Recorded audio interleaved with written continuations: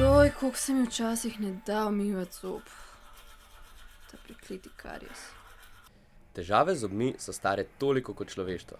Pračlovek, prazobna gniloba, moderni človek, sodobni karies. Ena in ista težava, ampak zelo pomembna razlika. Tisti del medicine, ki mu pravimo zobozdravstvo, je izoblikovalo dva poklica.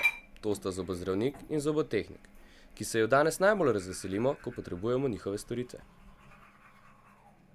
S tem, da niti umivanje zob, niti obisk zobozdravnika nista sama po sebi pomembna.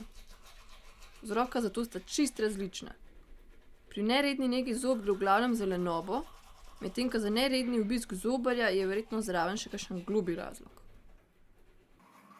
Kljub temu, da za to v modernem času ni povsem nobenega razloga, je s tema dvema poklicama povezan relativno največji, najbolj razširjen in najbolj iracionalen strah pred bolečino, ki ima v temi ustne votline še posebej velike oči.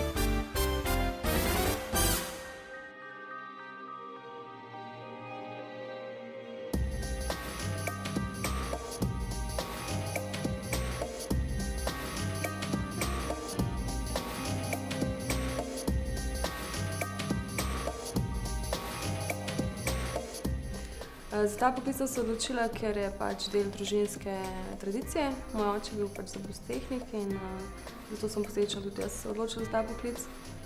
Zanimivo je pa predvsem, ker je veliko kreativnosti, veliko stika z pacienti in med umetnim nadomestkom pa naravnim moraš približati čim boljš, tako da se mi zdi to kot zanimivost najbolj bi to izpostavila. Predvsem je to timsko delo in je odvisno tudi veliko od njega, od njegovega dela.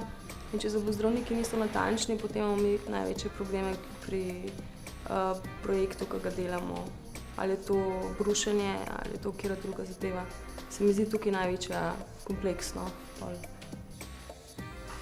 Delovnik zobotehnika je povprečno 8 ur na dan, oziroma odvisno spet od zobozdravnika, ker je to timsko delo, je potrebno pač v poznejših urah izdelati tudi kakšen model oziroma se podrejati njihovemu delovniku.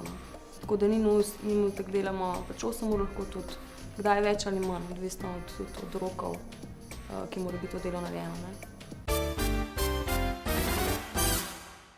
Zdaj, osnovna dejavnost izobraževalnega centra Interdent je izobraževanje oziroma organiziranje in pa izvajanje predavanj, tečajev in pa delavnic za zobotehnike, stomatološke sestre in pa stomatologe.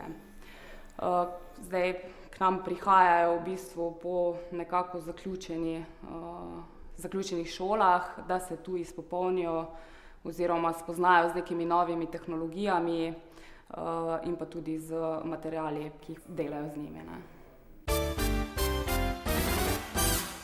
Šolanje traja 4 leta.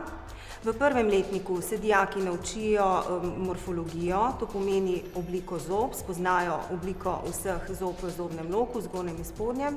V drugem letniku imajo fiksno protetiko, tretji letnik totalna proteza in četrti letnik delna proteza ter tudi dela za paciente, kajti v sklopu šole imamo 2 zobni ambulanti. V prvem letniku mi sicer ni bilo najbolj zanimiva praksa, letos mi je pa zanimiv, ker brusimo, izlivamo, delali bomo letos mostičke. Praksa mi je najbolj zanimiva, saj veliko delamo, pa nam nikoli ni dolgčas. Najbolj všeč na tej šoli mi je to, da nimamo samo osnovnih predmetov, ampak da imamo tudi strokovne, kjer pač ni samo slovenščina, matematika in tako. Tekom šolanja dijak pridobi znanje iz fiksne in snemne protetike.